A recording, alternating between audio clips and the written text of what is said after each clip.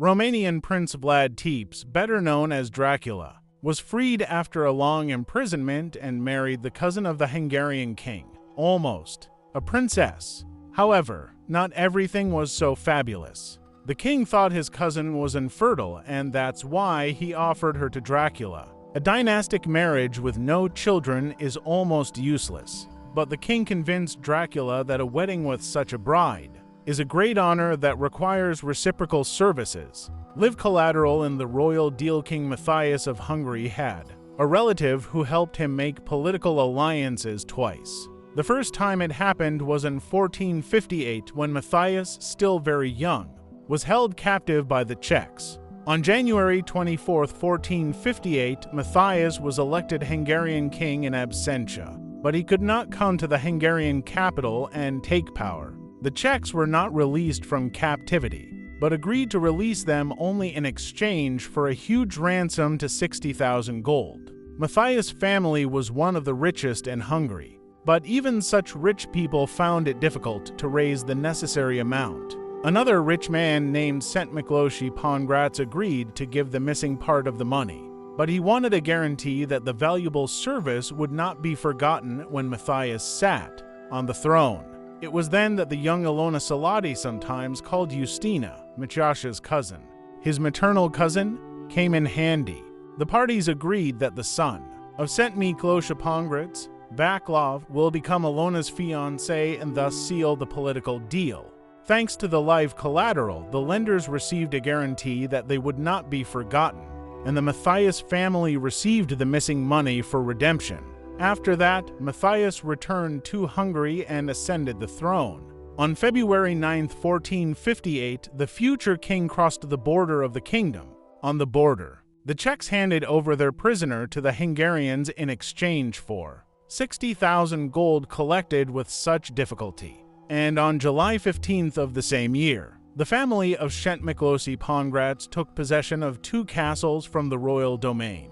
The formal reason was that 15 years ago this family lent 12,000 gold to one of the former Hungarian monarchs, but never received the money back. And in fact, Matthias was just paying for the help he received 6 months earlier. The castles cost much more than 12,000 gold. Ilona has also become a means of payment. She married Vaclav St. Miklósi Pongratz and went to live with her husband's parents. Matthias forgot about his cousin for 17 years, and remembered only when he needed a service from her similar to the one that was provided in 1458. The cousin was supposed to be a living pledge in another political alliance. The monster must become obedient in 1475 when Matthias decided to marry his cousin to Dracula. Ilona was about 30 years old. Some time ago, she was widowed and she did not have children in her marriage with Vaclav. King Matthias, when making a decision about his cousin, took into account her lack of children, as well as the fact that Ilona had an older sister who also turned out to be childless, although she married even earlier than Ilona. In the Middle Ages, such a coincidence became a sentence for a woman. Infertility was believed to be a family trait, as was fertility. If childless sisters appeared, no one had any doubt that the reason was precisely the sisters, and not their husbands. Ilona, who by all indications could not have children, seemed the ideal candidate to help appease Dracula, whom Matthias had imprisoned for more than 10 years and spread rumors about his monstrous cruelty. The formal reason for the imprisonment was that Dracula allegedly conspired with the Turkish Sultan and wanted to lure Matthias into a Turkish trap. In fact, Dracula did not conspire with anyone and ended up in prison innocently, and the terrible rumors that were spreading about him were barely a quarter true. In addition, Dracula knew that the king was involved in their dissemination, and that retellings of Wallachian Romanian horrors were strongly encouraged at the Hungarian court. Dracula had enough reasons to be angry, and if Matthias had released his prisoner, he would not have been able to get off with an apology. A strong argument was needed so that Dracula, having gained his freedom, would not turn into a vengeful enemy, and the proposal to become related was very appropriate for the occasion. Matthias has provided for everything formally. He will become related to Dracula through his cousin, But in fact, the relationship will turn out to be shaky, because there will be no children in marriage. Over time, you can even end the marriage and now let Dracula consider himself obligated. The king convinced Dracula that he was doing him a great honor, so in return he demanded obedience. It's all about the money. In 1475, Matthias needed Dracula to regain the trust of the Pope and the Italian sovereigns, who did not give money for another crusade against the Turkish Sultan. In the early 1460s, they had already given Matthias 40,000 gold, but Matthias squandered everything but did not go on a campaign. In 1462, Matthias accused Dracula of disrupting the campaign, allegedly conspiring with the Turks, and the Italians seemed to believe him, but they stopped shelling out anyway, believing that the new sums would also be squandered. That's why Matthias decided to replay everything in 1475 and announced that Dracula had not conspired with the Turks. They say that an annoying mistake has occurred, but now the campaign will take place if a new amount is allocated. Dracula was supposed to become the face of the new military campaign, because the Italians had no doubt that Dracula would not shy away from the war, and the reputation of the monster that Dracula had gained over the past years could also come in handy. Dracula, by his very name, struck terror into his enemies. All that remained was to get Dracula to behave properly, and for this, Matthias needed Ilona's cousin, a living pledge, yet married for the common good. At first, Ilona did not like the idea of marrying Dracula. Anecdotes about how Dracula ordered the hands of a peasant woman to be cut off, or how he ripped open the stomach of his pregnant mistress were heard.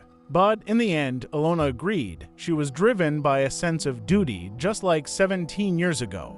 Technically, she had already fulfilled her duty to her family when she got married for the first time. No one could ask her to do it again, but King Matthias still had the leverage to influence his cousin.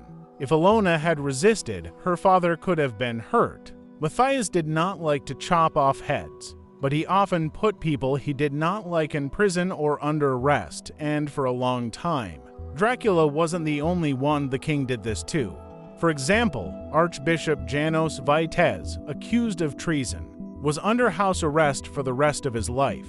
Vites was not saved even by the fact that he was once Maciash's tutor, that is, a person close to him. Blood relationship did not save either. When King Matthias quarreled with his uncle, Mihai Salati, he put him in a fortress for almost a year. But Ilona's father, Oshvat Salati, was also Matthias's uncle and could just as easily have ended up in the fortress if he had started interfering with the royal plans and demanding "leave my daughter alone." That's why Ilona decided to agree. She was already used to sacrificing herself for the sake of other people's interests. She did not want her father to quarrel with the king because of her. In addition, she was told that marriage with Dracula was necessary for the good of the Christian world. Thanks to this alliance, a new crusade will take place.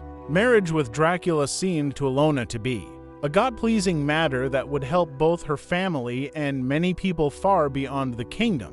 The main purpose of marriage be fruitful and multiply, as the Bible says, seemed to Ilona to be something secondary, because she thought that she could not have children, an unexpected result. Ilona Salatia's marriage to Dracula took place in the summer of 1475, and the couple did not get along at first. Ilona, judging by her previous behavior, was a calm and devout woman, and Dracula, a temperamental man who had spent many years in prison without female companionship, did not understand why his wife performed her marital duty without enthusiasm. By the autumn of the same year, the relationship had completely deteriorated. This is evidenced by Dracula's intention to build a house for himself in the Transylvanian city of Sibiu, although the couple had a common house near the Hungarian capital. Apparently, the couple was going to separate, but it was at this time that Ilona suddenly discovered that she was pregnant.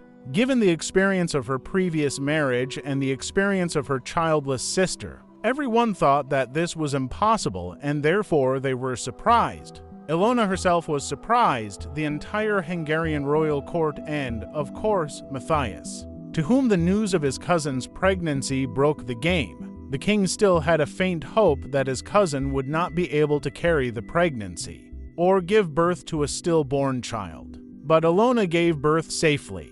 She and Dracula had a son, and this completely confused all the cards for Matthias. The king hoped that he had not really become related to Dracula and that, if necessary, the marriage could be dissolved due to the childlessness of the spouses. However, that was out of the question now. At the same time, Ilona looked at her husband differently. Until now, because of her childlessness, she felt inferior. But God showed mercy to her. That's what it was called in those days when it was about a woman who could not become a mother for a long time. From Ilona's point of view, it turned out that she was rewarded for her previous sufferings and that her husband, even if he was a terrible Dracula, was not such a great sinner and not a monster. If it was Dracula who became the father of her child, then he also deserved the mercy of God. In addition, at that time, the birth of a boy was considered a double mercy compared to the birth of a daughter. This whole story may indeed seem like a manifestation of the highest justice, since Matthias himself suffered exactly the fate that he was preparing for Dracula. In 1476, Matthias married Princess Beatrice of Aragon. He hoped to found a new royal dynasty, entering the history of Hungary not only as Matthias I, but as the first in the Corvin family. The nickname Corvinus, which Matthias wore, meant raven and became his new surname, although he came from the Hunyadi family. These ambitious plans were not destined to come true.